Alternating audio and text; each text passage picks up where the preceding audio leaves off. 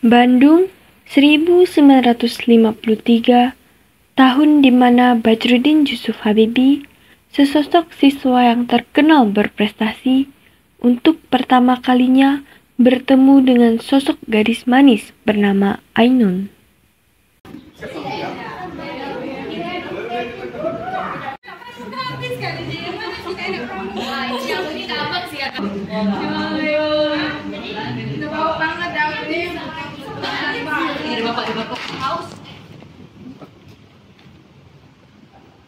Hei kamu, apa langit warnanya biru? Nggak tahu, Pak. Kamu? Nggak tahu juga, Pak. Tapi itu.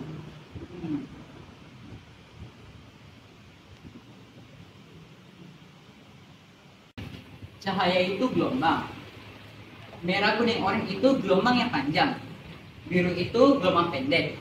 Sedangkan atmosfer itu satu frekuensi dengan gelombang pendek, terutama warna biru. Jadi, atmosfer menahan dan menghamburkan warna biru ke langit. Itulah mengapa langit menjadi warna biru, Pak. Ada satu orang lagi yang bisa ditolong. Mana ini? Saya, Pak. Coba jelaskan kenapa langit warnanya biru. Kemarin kan sudah dijelaskan, Pak. Jawab sekali. Cahaya itu gelombang, merah, kuning, oranye itu gelombang panjang, biru itu gelombang pendek. Sedangkan atmosfer itu satu frekuensi dengan gelombang pendek, yaitu warna biru. Jadi, atmosfer itu menahan dan menimbulkan warna biru di langit. Itu mengapa langit warnanya biru, Pak? Nah, memang jodoh.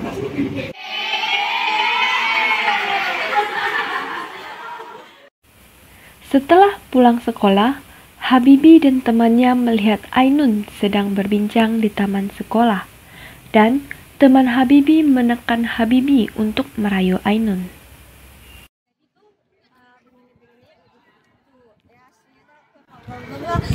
Tuh, lihat, ada Ainun. Berani nggak kamu ngerayu dia? Sih, jelek gitu. Jelek? Kalau jelek, berani nggak kamu bilang ke dia kalau dia jelek? Takut kan? Takut? Aku nggak takut. Lihat ya, lihat.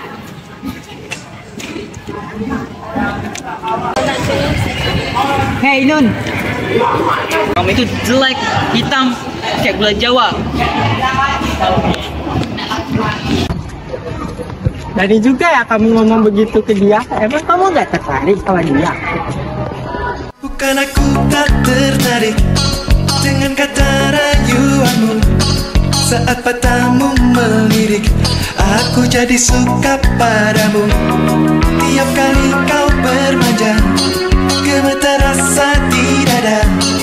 Ingin ku bisikan cinta, tapi hati ini malu jadinya. Engkau masih ada sekolah, satu SMA. Belum tepat waktu tuh begitu begini. Anak sekolah datang kembali 2 atau 3 tahun lagi.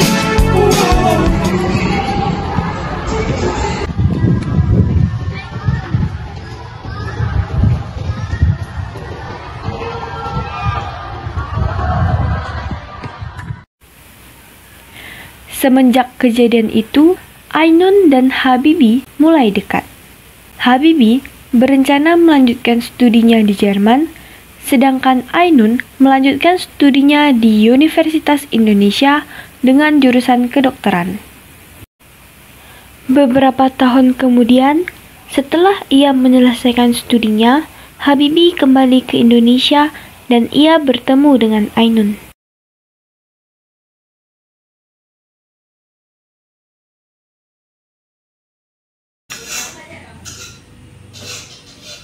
Halo.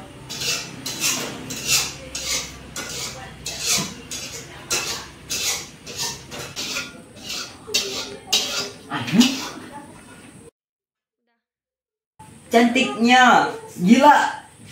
Sekarang gula Jawa sudah berubah ya jadi gula pasir. Gula pasir. Kamu sudah pulang dari Jerman? Ya, saya di Bandung, istirahat.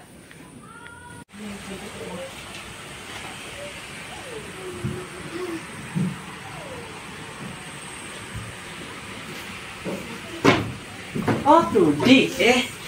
Iya Pak, apa kabarnya? Baik-baik, dari mana aja kamu? Oh, saya tadi dari mobil Pak. Oh, silakan duduk dulu.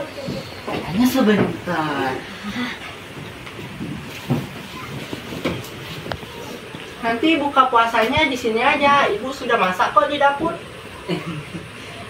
Obat saya ketinggalan Pak di rumah. Saya ambil dulu ya. Saya bawa obatnya. Katanya kamu sakit ya di sana. Ya, saya kena TBC. Kok nggak batuk-batuk? Itu TBC yang kena tulang ya? Ya, betul itu. Di sini, orang tua Ainun ingin mendengar cerita Rudi tentang Jerman. Di sini juga, Rudi cerita tentang penyakit TBC-nya.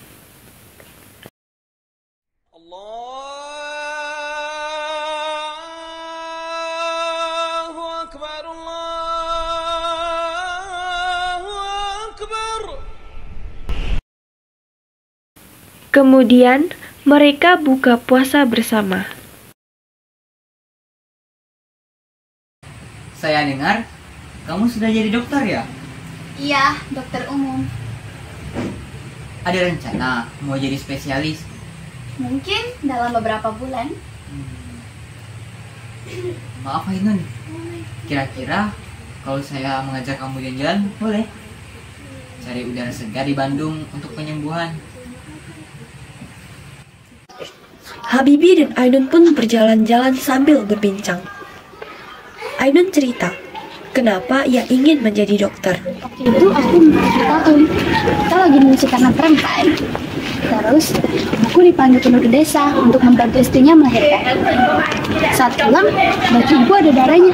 Menangis ketakutan. Tapi ibu bilang dia habis menggendong bayi laki-laki dan kelihatan sangat bahagia sekali. Karena itu aku ingin jadi seorang dokter. Sudah jadi dokter ya? Iya.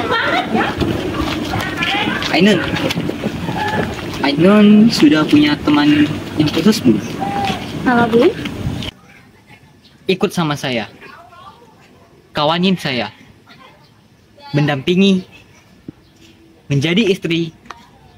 Kita bangun keluarga. Hanya boleh kita berdua. Tanpa campur tangan dari keluarga besar. Saya tidak bisa menjadikan banyak hal. Entah kamu bisa menjadi dokter atau tidak di sana. Entah kita bisa hidup nyaman di sana. Tapi saya janji, saya akan menjadi suami yang baik untuk Ainun. aku tak bisa janji. Aku tidak bisa janji untuk menjadi istri yang baik. Tapi aku janji, aku akan mendampingimu untuk menepati janjimu.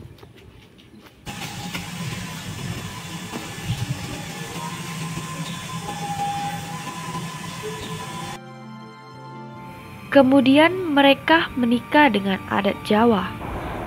Ainun pun ikut Habibie untuk tinggal di Jerman. Kehidupan di Jerman, Ainun hamil. Habibie bekerja di perusahaan kereta api, merancang mesin.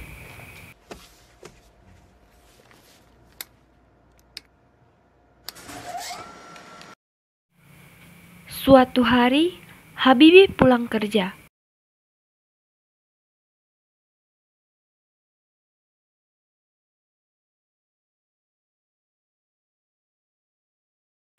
Ia melihat dompetnya.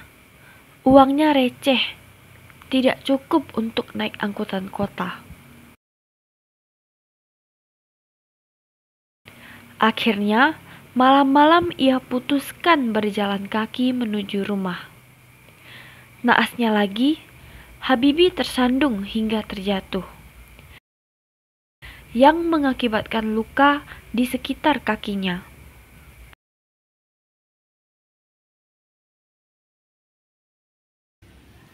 Kenapa kakimu? Ini tidak apa-apa. Cuci lukamu.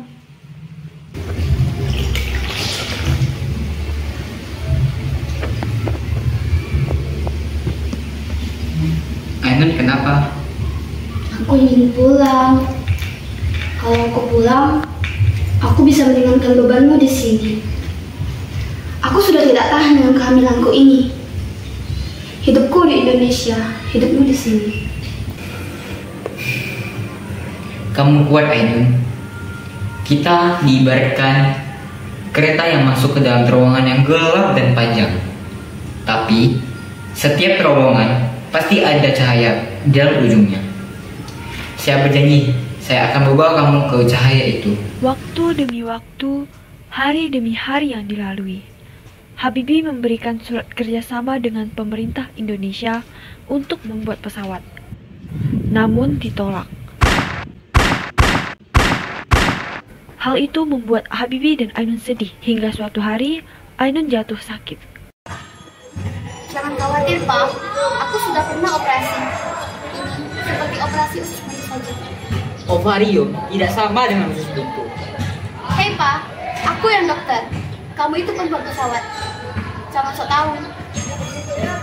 Kamu yang dokter, aku yang buat pesawat. Kamu yang harus tahu. Sepertinya aku ingin menjadi dokter lagi. Aku ingat masa-masaku mengabdi. Aku ingin bantu orang lagi. Ainun pun menjadi seorang dokter di Jerman.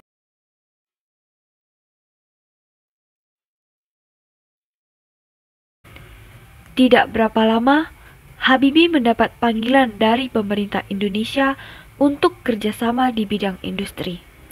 Setelah diskusi, Habibie dan Ainun memutuskan untuk pulang ke Indonesia untuk mengabdi sesuai janjinya. Dan Habibie memimpin proyek pembuatan pesawat pertama di Indonesia.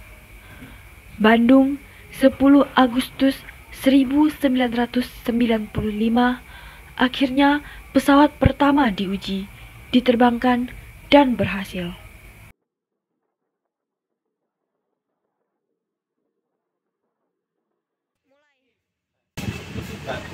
Saya sangat bahagia melihat prestasi yang 21 Mei 1998, Habibie pun dipilih untuk menjadi Presiden Indonesia.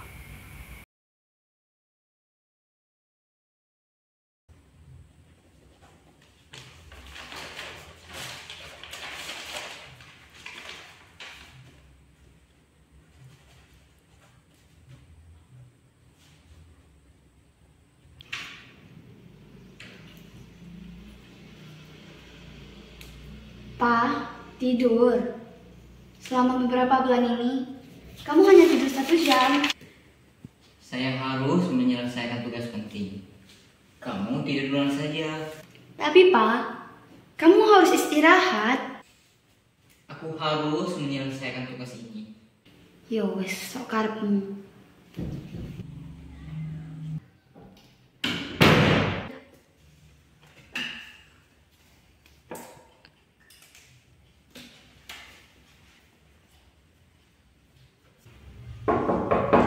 Ma,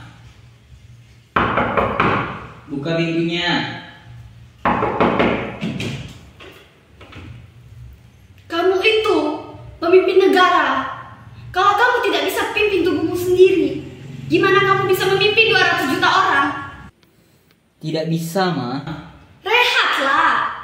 Kalau kamu sakit, kamu tak akan bisa pimpin bangsa ini.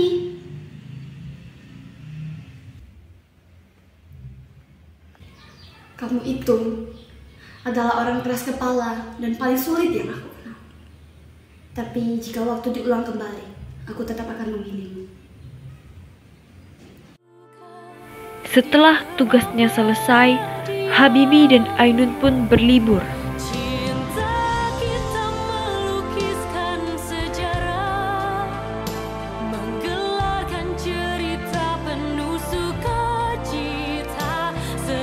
Tetapi pada saat yang bersamaan, Ainun kritis dan dibawa ke rumah sakit Aachen, Jerman pada tahun 2010.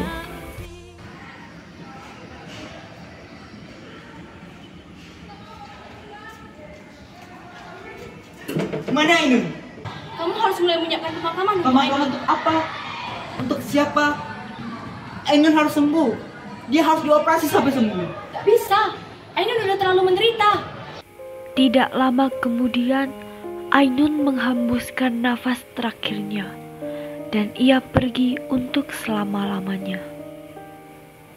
Seusai itu, senja jadi sendu, awan pun mengabu. Kepergianmu menyisakan duka dalam hidupku. Ku meminta rindu, menyesali waktu. Mengapa dahulu Gula pasirku. tak kuucapkan aku Tepat mencintai jam 10 pagi 50 tahun yang lalu, dengan ucapan Bismillahirrahmanirrahim, saya melangkah, bertemu yang dilahirkan untuk saya dan saya untuk Ainun. Alunan budaya Jawa bernafaskan Islam, menjadikan kita suami istri. Melalui pasang surut kehidupan penuh dengan kenangan manis, membangun keluarga sejahtera, damai dan tentram, keluarga sakinah.